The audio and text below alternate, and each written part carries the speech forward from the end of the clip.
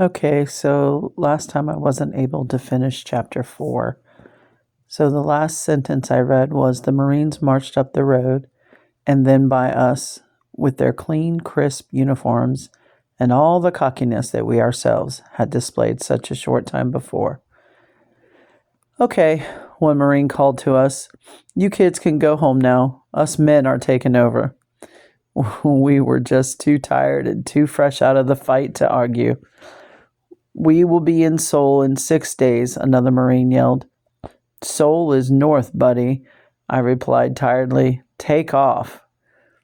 The fact was that in a few days we would be fighting our way through to rescue the Marines from entrapment. They learned quickly, just as we had, as the war went on, the 5th Marine Brigade, along with the 1st Marine Division, was to go on and run up quite an outstanding record for themselves. The bravery of the men in the outfit was something to behold in those first hectic weeks.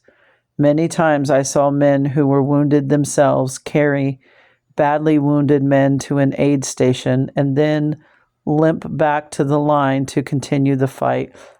There was little whining or crying. There was just too much going on for a fellow to feel sorry for himself. I remember going into one of the aid stations where I knew quite a few of the medics. One of them said, "Come here, I want you to see something unbelievable." We went around the corner of the building, and there sat a man, calmly smoking a cigarette. He had a bullet hole in his head. There was a Captain Logan, the medics told of, who came limping in with a wound in his leg. He had it patched up, turned around, and headed back up the hill to his unit. About half an hour later, he came back with bullets in his shoulder and chest. He was sitting on the floor, smoking a cigarette, and calmly remarked, "I guess I'd better get a shot of morphine now. The last 2 are beginning to hurt." I remember another fellow coming in with his right arm in really bad shape. It turned out that he had a contract with the New York Yankees baseball team waiting for him. This, of course, would end that. "Oh, well," he said, "I'm alive. I can learn to do something left-handed." The medics were something special. Those platoon aid men would time after time expose themselves to enemy fire to reach and treat a wounded soldier. When the cry "medic" rang out, or "doc," or some code name for the medic, he would come, although he was not required to do so until it was reasonably safe. One medic by the name of Lavora was taking some patients to an aid station when they were attacked. He covered the patients with his own body and was killed himself in saving the patients. There are numerous stories of the medical officers, doctors, operating on men in circumstances that were almost impossible. I know at Chidogni they were operating while bullets were ripping through the old wooden building where they were quartered. I have heard of operations being done by lantern while the bullets ripped the tent to pieces. Then there were the litter jeep drivers who were constantly exposing themselves to enemy fire to get wounded men out for treatment. I remember the first time we came up against the Russian T-34 tanks. It was to be a day we would never forget. A lieutenant from the INR platoon came rushing in to report that tanks were coming down the road a couple of miles north. This would be the first time we had faced them, and we were confident our guys would stop them. They were good with the bazookas. They knew it, and we knew it, but we were all in for quite a surprise. We sent our bazooka teams ahead to find good places from which to strike. They were warned that the tanks had heavy armor, and they would have to hit them in the right place and at close range. Then big 34-ton tanks came roaring around a bend and down a long straight stretch. I saw one of the bazookas flash and hit the lead tank. It did not even slow down. One of our officers let out an oath and said, "Those kids are firing too soon." The rest of them realized it and waited until they were closer. Then they all opened up at about the same time. We stood there on that hill aghast as we saw that not one of the tanks had been stopped, although every one of them had been hit by a well-placed shot. "My God," exclaimed my company commander, "they can't penetrate those tanks." Meanwhile, machine guns from the tanks were firing at the bazooka teams, and I saw one of the big 88 millimeter Russian tanks. Let me repeat that. I saw one of the big 88 millimeter Russian tank guns point straight at one of our bazooka teams. I saw it belch flame and heard and saw the shell strike. I could not see what really happened, but I was sure it had at least wounded some of our men. "Lieutenant," I yelled, "those guys will be slaughtered. We've got to do something." "Get on that box and tell them to get out of there," he yelled. I grabbed the walkie-talkie and shouted, "Fall back! Fall back! Fall back! We have 5 wounded and 3 killed. We can hardly scratch those tanks." We had hardly scratched those tanks. We learned that the only way we could hurt those tanks with the 2.6-inch bazooka was to knock the buggy wheels or tracks off them. That just kept them from moving for a while until another one pushed it out of the way or dragged it off. There were several times in the heat of battle when we could have inflicted a much higher rate of casualties on the enemy if we had not run out of ammunition for our automatic weapons or even at times for the rifles. More importantly, we could have saved men on our side if we had had proper weapons and ample ammunition. Chapter 4. Well, when I began this, I said it was the end of chapter 4. I guess it was the end of chapter 3. Excuse me. We're on chapter 4 now. Rocked to sleep. We were very badly outnumbered and unprepared in Korea. General Douglas MacArthur, who was commander of the American forces in the Pacific and later of the United Nations forces in Korea, had many times urgently warned Washington that he had insufficient forces in the event of an emergency. America paid dearly for its unpreparedness. It bought time with the lives of many who sacrificed their lives against hopeless odds to hold until reinforcements could arrive. The reinforcements came swiftly once the crisis was recognized. It is a tribute to the Army, Navy, and Air Force that they were able to move so swiftly, but it cannot make up for the dead who might have had at least a fighting chance to live had we been prepared. The question in the minds of many of us who were there and who saw our buddies fall because of the lack of proper weapons and ammunition was why the strongest, most powerful, and richest nation in the world could not supply 3 divisions of infantry with enough weapons and ammunition. Of course, later we learned that we had been, as a nation, rocked to sleep and disarmed, while the communists were pouring over border after border, armed with the most modern equipment. Unfortunately, it wasn't just the enemy we faced on the battlefield that we had to deal with. The United Nations took control of the defense of South Korea from the outset. But although there were 60 nations in the UN at that time, 93% of the UN troops in the war were Americans, and 95% of the total cost of the war was borne by American taxpayers. Yet the Americans who fought in the war were denied such basic rights as the right of hot pursuit against attacking enemy aircraft and the right of taking the battle to the territory of our attacker. Former Senator William E. Jenner said, "The United Nations policy during the Korean War was to prevent American military leaders and American fighting men from winning a victory over the communist forces." The UN, of course, from its very inception, has been dominated by the communists. According to reliable sources, Alger Hiss, who was a State Department official at the time, and Russian Foreign Minister Molotov made a secret agreement that the head of the UN military staff would always be a communist. To date, there have been 8 men appointed to this all-powerful post, which controls the military, atomic energy, and disarmament affairs of the UN.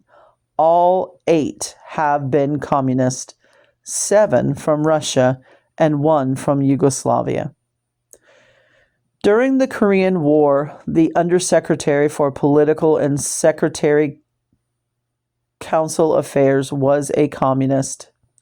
So all directives to and from General MacArthur regarding the war had to pass through communist hands. One result of this was that U.S. troops were prevented from taking any action against the Communist Chinese that did not meet with the Undersecretary's approval. Such UN supervision of the Korean War resulted in the United States losing the only war in our history up to that time.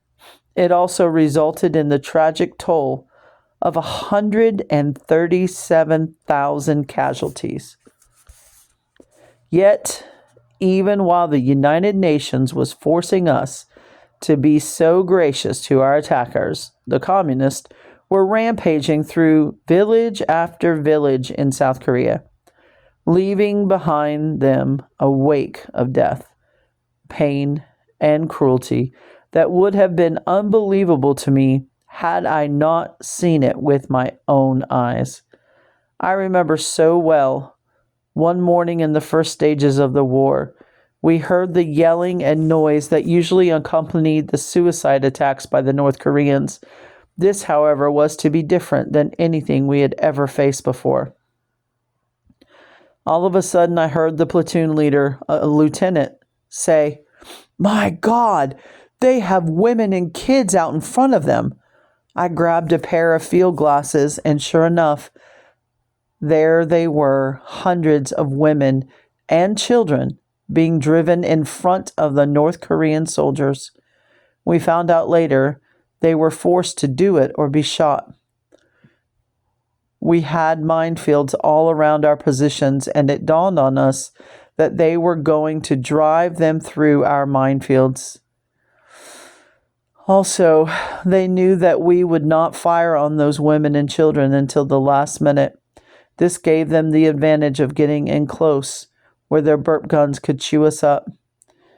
That was an awful spot to be in. We gave the orders to pick out men as far as we could tell at long range and fire on them with the M1 rifles. The time would come when we would have to open up with the machine guns and other weapons or lose all our men, our positions, and eventually the war. Let me remind you that these were their own people being forced to march in front of them. What a horrible thing it was to have to open fire on women and children or to see them blown up by our landmines. We did, of course, as far as was possible, let the women and children through. How thankful they were to us when we could save them, but many could not be saved.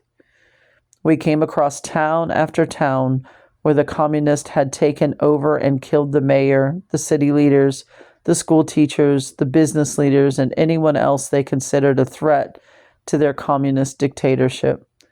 Many times they were buried in mass graves. There was a mass grave in or near the city of Taejon with 5,000 bodies in it. This, of course, is old hat to the communists who murdered millions in Russia and the Eastern European countries. There were many times that we found our own men who had been taken prisoner, tortured with their hands tied behind them, and then shot and piled on top of each other in the ditches. I remember them capturing one of our men and nailing him to a tree. They kept him screaming in pain for hours. We could hear him, but we were outnumbered 20 or 30 to 1, and they were trying to get us to come after him. It was a matter of losing one man or losing many if we tried to rescue him. We found him later when reinforcements came and we were able to move forward. They left him nailed to the tree